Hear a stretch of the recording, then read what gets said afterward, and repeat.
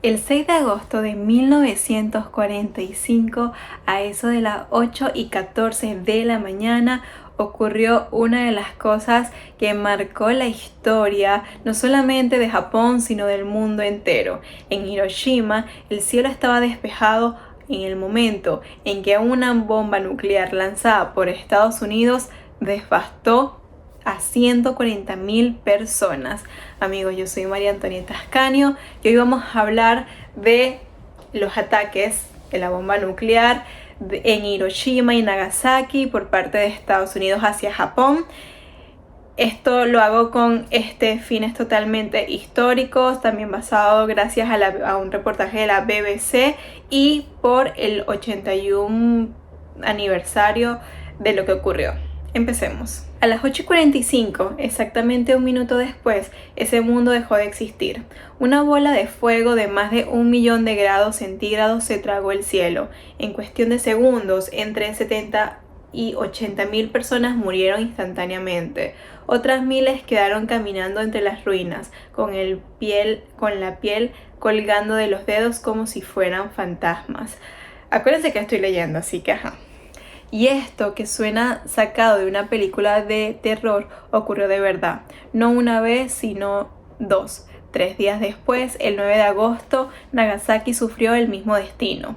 Hoy vamos a contar con lujo y detalle cómo la humanidad llegó a fabricar y usar la primera arma capaz de borrar una ciudad entera del mapa en un abrir y cerrar de ojos. Vamos a hablar del proyecto secreto que lo hizo posible, del día exacto en que cayeron las bombas, de decenas de miles de vidas y que se apagaron en segundos y de que marcó para siempre a una isla. Primero que nada, quiero que sepan que si les gusta este tipo de contenido, se pueden suscribir a mi canal de YouTube y también a mi canal de noticias en WhatsApp, Telegram y Substack. Y si quieres ver sobre mi vida personal, también me pueden seguir en Instagram. Gracias. Para entender por qué se lanzaron esas bombas, tenemos que retroceder un poco. Después de la Primera Guerra Mundial, Japón sentía que las grandes potencias lo estaban dejando de lado. En 1922 se firmó un tratado que limitaba la cantidad de barcos de guerra que Japón podía tener, asegurando que Estados Unidos y Gran Bretaña dominaran los mares. Japón lo volvió como una humillación. Con esa sensación de agravio y con la ambición de construir su propio imperio en Asia, lo que ellos más o menos llamaban la gran esfera de prosperidad, Japón invade China en 1937 y para 1940 ya se había hallado formalmente con la Alemania nazi y la Italia fascista. Si quieren saber sobre el tema de Taiwán y China, pueden suscribirse a mi canal de YouTube, donde les tengo más recomendaciones e historias sobre esto. En julio de 1941, Japón invadió el sur de Indochina. Estados Unidos respondió con algo que le dolió mucho más que cualquier discurso. Le cortó 90% del suministro de petróleo. Y sin petróleo, una potencia industrial militar como Japón simplemente no podía sostenerse. El 7 de diciembre de 1941, Japón respondió atacando por sorpresa la base naval estadounidense de Pearl Harbor. Esto lo conocemos. Al día siguiente, Estados Unidos le declaró la guerra y así el país entero quedó envuelto en el conflicto más grande que se había visto en la humanidad. Un dato curioso, aquí mucha gente no conoce esto, y es que el ataque de Pearl Harbor, o capaz sí, ocurrió apenas un día después de que el presidente Roosevelt autorizara en secreto uno de los proyectos más importantes y más aterradores, que es el Proyecto Manhattan. Seguimos. Todo realmente empieza con una carta. En agosto de 1939, Albert Einstein le escribió a Roosevelt para advertirle algo. Científicos como Enrico Fermi y Leo Szilard habían descubierto que el uranio podía usarse no solo como fuente de energía, sino para construir bombas de un poder jamás visto. Esta carta encendió una carrera científica y militar que involucró a Estados Unidos, Reino Unido y Canadá. Bajo la dirección del físico Robert Oppenheimer, el objetivo era construir la primera arma nuclear del mundo antes que nadie más lo hiciera. El 19 de julio de 1945, en el desierto de Nuevo México, se probó por primera vez una bomba atómica. La llamaron Gadget. Fue la primera prueba Trinity y su explosión equivalió a unas 20.000 toneladas de TNT, mucho más de lo que los propios científicos esperaban. El proyecto produjo dos tipos de bombas, muy distintas entre sí. Little Boy, que fue hecha de uranio 235 con un diseño relativamente simple, literalmente disparaban un trozo de uranio contra otro para generar la reacción en cadena. Tan confiaban en su diseño que nunca la probaron antes de usarla. Y también estaba Fat Man, hecha de plutonio 239, con un mecanismo mucho más complejo de implosión que sí tuvo que probarse antes, precisamente en la prueba Trinity. Aquí viene una de las partes que personalmente me parece lo más perturbador, y fue la elección del objetivo, que básicamente fue un cálculo de laboratorio. Un comité militar con Oppenheimer entre sus miembros evaluó varias ciudades japonesas, Hiroshima, Kioto y Yokohama, bajo 3 criterios fríos y calculados: que fueran ciudades grandes de más de 4 kilómetros de diámetro con blancos importantes, que la explosión pudiera causar el mayor daño posible, que no hubiera sido bombardeadas antes para poder medir con precisión el poder real de la bomba. Es decir, varias ciudades japonesas fueron deliberadamente protegidas de los bombardeos convencionales durante meses, para servir después como el laboratorio perfecto de destrucción. Hiroshima fue descrita en los documentos militares como un blanco casi ideal, un puerto industrial rodeado de colinas que enfocarían la explosión y aumentaría el daño. Kioto se salvó, según se dice, porque el secretario de guerra estadounidense Stimson había pasado allí su luna de miel años atrás. El 26 de julio de 1945, Truman lanzó un ultimátum a Japón en la llamada Declaración de Potsdam: rendición incondicional o destrucción rápida y absoluta. No mencionaba ninguna bomba atómica y Japón de alguna manera lo rechaza, y ahí es cuando el reloj empieza a correr. Antes de seguir con esta historia, te pido deliberadamente que me puedas seguir en mi canal de YouTube, que también le puedas dar like y comentar cualquier tipo de opinión que tengas. Continuamos. 6 de agosto de 1945, un bombardero 929 llamado Enola Gay, pilotado por el coronel Paul Tibbets, despegó desde la isla de Tinian en el Pacífico con un único propósito. Iba acompañado de 2 aviones, uno con instrumentos de medición, otros con cámaras para documentar lo que estaba a punto de ocurrir. A las 8:15 de la mañana, hora de Hiroshima, la bomba Little Boy cayó sobre la ciudad. Explotó a unos 600 metros de altura, no tocó el suelo directamente y aún así fue suficiente para desatar el infierno. Un sobreviviente lo describió de forma que se te queda grabado. Las 8:14 era un día soleado y a las 8:15 era un total infierno. Toshio Tanaka, que apenas tenía 6 años en ese día, recordaba haber visto un resplandor como 1.000.000 de luces y como todo, absolutamente todo, se volvió blanco. Esta es una explicación técnica. ¿Qué fue lo que realmente pasó? La bomba llevaba 64 kilos de uranio 235. Al chocar 2 piezas de ese material entre sí, los átomos se parten en un proceso llamado fisión nuclear. Esa fisión liberó una cantidad de energía descomunal en una fracción de segundo. Con ese dato, porque es una locura. De esos 64 kilos de uranio, solo se fisionó cerca de 1,4%, es decir, la bomba fue extremadamente ineficiente según los propios estándares científicos, y aún así generó una explosión equivalente a 15.000 toneladas de TNT. Para que te hagas una idea, un solo kilo de TNT puede destruir un automóvil. Ahora multiplica eso por 15.000 toneladas. La temperatura en el punto de la explosión superó el 1.000.000 de grados en el epicentro y generó una ola de calor de más de 4.000 grados Celsius en un radio de 4,5 kilómetros. Los vidrios se rompieron a 16 kilómetros de distancia. La onda expansiva se sintió a casi 60 kilómetros. ¿Qué vino después? Es difícil de poner en palabras, pero bueno, vamos a intentarlo.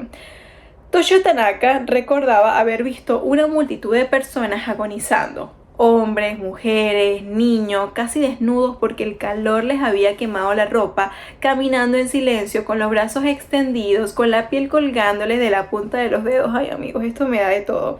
Dijo que parecían fantasmas. Aproximadamente 30 minutos después de la explosión empezó a caer la lluvia, una lluvia negra una mezcla de hollín, polvo y partículas radiactivas que contaminó incluso zonas alejadas del epicentro. Mucha gente, desesperada por el calor y la sed, bebió de esa agua sin saber que estaban absorbiendo radiación directamente. Y ahora vamos con datos duros. Se calcula que entre 70.000 y 80.000 personas murieron de forma instantánea. Cerca del 69% de los edificios de Hiroshima quedaron destruidos. El 90% de los médicos y el 93% de las enfermeras de la ciudad murieron o resultaron heridas porque la mayoría trabajaba justo en el centro de la zona más golpeada. Para finales de 1945, contando quemaduras, heridas y enfermedades por radiación, el número total de muertos en Hiroshima se estima entre 90.000 y 140.000. Algunos estudios hablaban más de 200.000 a eso de 1950. Y aquí algo importante. Casi nadie menciona que los habitantes de Hiroshima nunca fueron advertidos de que se trataba de un ataque nuclear. Sabían que venían bombardeos, eso sí, pero nunca de esta magnitud. Ni siquiera en Tokio entendían bien lo que había pasado. La ciudad se quedó completamente en silencio, se cortaron las comunicaciones, la radio dejó de transmitir, las líneas de tren fallaron. Cuando un oficial japonés voló hacia Hiroshima para investigar desde 160 kilómetros de distancia, ya podía ver una gigantesca nube de humo. Cuando sobrevoló la ciudad, no encontró una ciudad, sino encontró tierra carbonizada. Y a pesar de todo eso, Japón no se rindió. El gobierno japonés seguía debatiendo internamente sus condiciones para una eventual rendición, sobre todo una que se preservara la figura del emperador. Mientras tanto, la Unión Soviética le declaró la guerra a Japón e invadió Manchuria, complicando aún más la situación. Estados Unidos no esperó una respuesta clara y apenas 3 días después de Hiroshima, el plan para un segundo bombardeo ya estaba en marcha. El objetivo principal esta vez no era Nagasaki, era la ciudad de Kokura, un importante centro industrial, pero ese día del ataque, el 9 de agosto de 1945, Kokura amaneció cubierta de bruma y de humo. El bombardero Boxcar, piloteado por el mayor Charles Sweeney, dio 3 vueltas sobre la ciudad intentando encontrar una abertura entre nubes y realmente no la encontró. Con el combustible cada vez más bajo, la tripulación tomó la decisión de desviarse hacia el objetivo secundario, que era Nagasaki. A las 11:01 de la mañana, la bomba Fatman, hecha de plutonio 239, cayó sobre el valle de Kurakami en Nagasaki. Explotó a unos 500 metros de altura. A diferencia de Little Boy, esta bomba usaba un mecanismo de implosión mucho más sofisticado, necesario porque el plutonio no era completamente puro y podía generar una reacción prematura que arruinaría la explosión. De los 6 kilos de plutonio que llevaba, solo se fisionó aproximadamente 1 kilo y no fue suficiente para liberar una energía equivalente a 21.000 toneladas de TNT. Todavía era más potente que la Hiroshima. Un sobreviviente, Sumiteru Taniguchi, describió la escena como un mar de fuego, cuerpos quemados, voces pidiendo ayuda entre los edificios derrumbados, personas a las que literalmente se les caía las entrañas. Ay, me da de todo. Se calcula que entre 35.000 y 40.000 personas murieron de forma instantánea en Nagasaki. Para finales del 45, el número total de muertos en la ciudad llegó entre 60.000 y 80.000. Cerca del 40% de la ciudad estaba destruida. Lo único que evitó una masacre aún mayor fue la propia geografía de Nagasaki. Al estar rodeada de montañas y ubicadas entre 2 valles, la destrucción quedó más contenida que en Hiroshima, que era prácticamente una llanura abierta. Y aquí hay un detalle realmente fuerte, y es que el número de desconocidos de sobrevivientes en Hiroshima había huido hacia Nagasaki en los días posteriores al primer bombardeo. Ellos estaban buscando refugio y muchos fueron alcanzados por esta segunda bomba. Sé que esta parte de la historia es dura, pero es justamente por eso es que vale la pena contarles lo que realmente ocurrió. Si quieres seguir profundizando en este tipo de temas, me puedes seguir en mi canal de WhatsApp, porque ahí también doy el seguimiento de la guerra entre Estados Unidos, Israel y el Medio Oriente. Y todo el mundo aprende de los errores del pasado. El 15 de agosto de 1945, el emperador Hirohito se dirigió por primera vez en la historia directamente a su pueblo por radio. Habló de un arma nueva y cruel que había causado una destrucción incalculable y admitió que continuar la guerra solo llevaría a la total devastación de la nación japonesa. Dijo que Japón debía soportar lo insoportable para allanar el camino hacia la paz. La rendición se firmó oficialmente el 2 de septiembre de 1945, básicamente casi un mes después, a bordo del acorazado USS Missouri en la bahía de Tokio. Con esa firma terminó formalmente la Segunda Guerra Mundial, el conflicto más mortífero de la historia de la humanidad.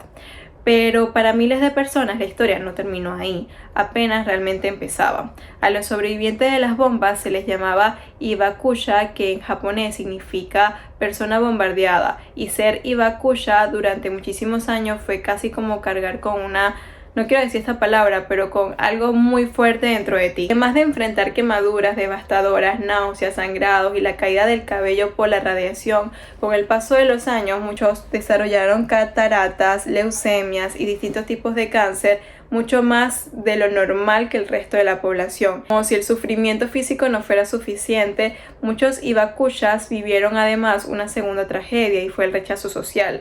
Durante décadas la sociedad japonesa los discriminó por miedo a que fueran contagiosos o a que sus hijos nacieran con enfermedades. Muchos ocultaron su condición toda su vida, les negaban trabajo, les negaban incluso hasta matrimonios. Entre las víctimas hubo también miles de trabajadores coreanos llevados a Japón como mano de obra forzada, prisioneros de guerra, aliados y hasta estudiantes extranjeros. Se estima que una de cada 7 personas de Hiroshima tenían ascendencia coreana y durante años ni siquiera fueron reconocidas oficialmente como víctimas. Hubo incluso un caso muy fuerte que es Yamaguchi, un hombre que sobrevivió a la bomba de Hiroshima mientras estaba allí por trabajo y que apenas 3 días después del regreso a su ciudad natal sobrevivió también a la de Nagasaki. Es el único caso confirmado oficialmente de una persona que sobrevivió a 2 bombardeos nucleares. Él murió en el 2010 a los 93 años de cáncer de estómago, pero de que resistió. Para el año 2008, más de 400.000 ibakushas habían sido registrados oficialmente como fallecidos desde los bombardeos entre las dos ciudades. Ahora bien, aquí hay una pregunta que los historiadores plantean, que las políticas, que cualquier persona se plantearía: ¿realmente era necesario utilizar una bomba atómica? Quienes defienden la decisión de Truman argumentan que Japón mostraba una resistencia casi fanática. Los ataques kamikaze, los suicidios masivos de civiles en batallas como la de Saipan, y que un solo golpe de esa magnitud podía forzar una rendición rápida. Una invasión terrestre de Japón habría costado, según muchos cálculos, muchísimas más vidas que las 2 bombas juntas, que no creo. El bombardeo convencional de Tokio ya había matado a más de 100.000 personas sin lograr ningún efecto político, así que se necesitaba algo totalmente distinto. Japón ya estaba explorando canales para rendirse ante los bombardeos y que el conflicto pudo haberse terminado sin necesidad de utilizar armas nucleares. Se pudo haber hecho una demostración del poder de la bomba en una zona despoblada y no necesariamente en Nagasaki y Hiroshima. No ha sido tiempo suficiente entre Hiroshima y Nagasaki, ni siquiera le dio chance de poder procesar lo que ocurrió, y la proporción de civiles frente a objetivos militares en ambas ciudades era altísima. Y aquí es donde quiero que prestes mucha atención, porque no solamente se quedó en 1945. Masako Wada, sobreviviente de Nagasaki y hoy vocera de Nihon Indahayo, la organización de sobrevivientes que ganó el Premio Nobel de la Paz en el 2024, lo dijo con una frase que resume todo: pasado 80 años y sientes que no se ha aprendido nada. Ella dice que aquel niño de 6 años que vio el cielo volverse blanco en Hiroshima hoy es un hombre de más de 80 que confiesa sentirse profundamente preocupado por los conflictos actuales, como le dije, el de Rusia, el de Ucrania, el de Medio Oriente. Rusia y Ucrania nunca han utilizado bombas nucleares, pero sí han utilizado drones, que sería la nueva guerra. Medio Oriente también ha utilizado, Israel también ha utilizado domos de hierro, misiles. No han hecho nada terrestre, a diferencia de Ucrania, pero ninguno de los dos realmente ha utilizado nada nuclear, pero sí está dentro de las negociaciones. En pleno 2021 se dice que hay 12.300 ojivas nucleares, es decir, miles de armas con un poder de destrucción muchísimo mayor al de Little Boy y Fat Man repartidas entre distintos países. Hoy sobreviven menos de 100.000 hibakushas, la mayoría con más de 90 años. Cada vez mueren cerca de 10.000 de ellos. En una década es probable que no quede ni un solo testigo vivo de lo que ocurrió el 6 y el 9 de agosto de 1945.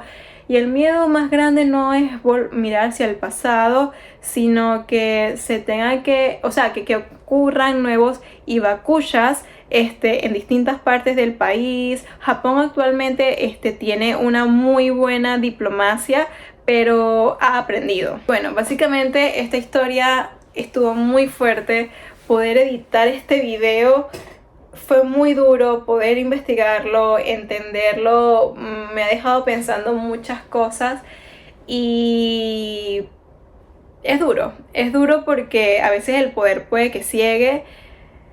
Ay, no a la guerra, sí a la paz. Yo soy María Antonieta Ascanio y nos vemos en la próxima. Bye.